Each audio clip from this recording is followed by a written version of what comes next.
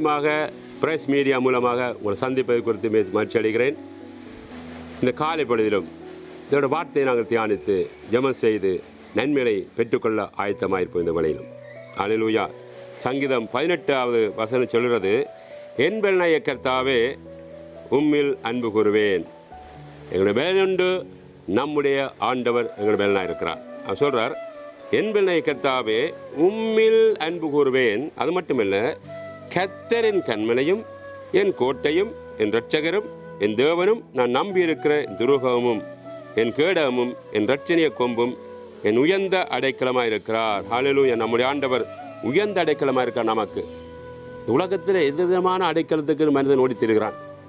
ஆனால் தேவனை நமக்கு உயர்ந்த அடைக்கலமாக இருந்து எங்களை பெலனாக இருந்து எங்களை பாதுகாத்து சத்துவத்தை தந்து பெலனற்றவளை பெலன் தந்து எங்களை பாதுகாக்கிறதவன் நம்முடைய ஆண்டவர் இப்பொழுதும் இந்த பூமியிலே வாசம் செய்து கொண்டே இருக்கிறார்.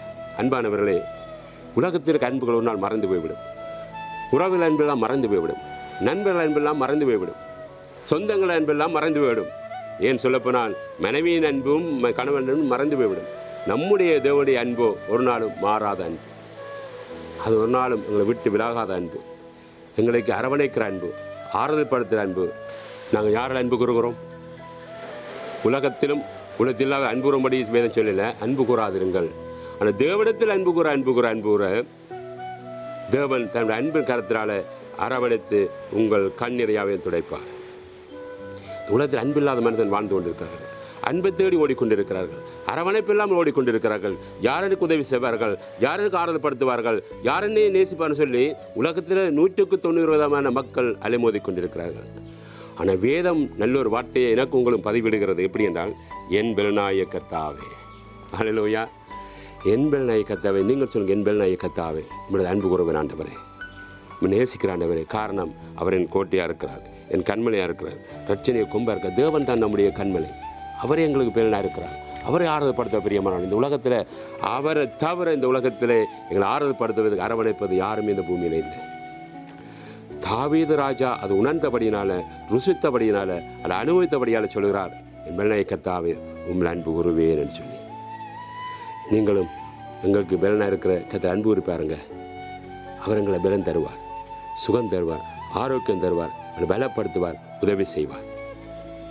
கர்த்தரை காத்திருக்கும் பொழுது கலகலை போல பலனை கர்த்தர் கிருபை செய்வார்.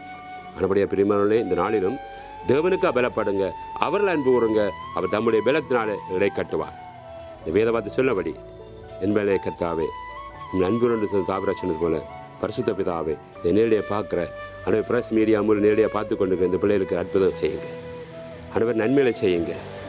பெலனாருங்க ஆண்டவரே, பெலனாருங்க ஆண்டவரே. இவள் அன்பை கட்டிட உதவி செய்யுங்க ஆண்டவரே. அன்பு வருங்க தகப்பனே. நீங்கள் அன்பு வருங்க, நேசிங்க ஆண்டவரே. நேசிப்பில் தவிக்கிற பிள்ளைகளுக்கு நேசுக்கு அன்பைக்கான உதவி செய்யுங்க தகப்பனே. ஆண்டவரே, இவ்வளவு அன்பு வந்து சொன்னீங்களே கர்த்தாவே, யோவான் 10 பார்க்குறோம் ஆண்டவரே.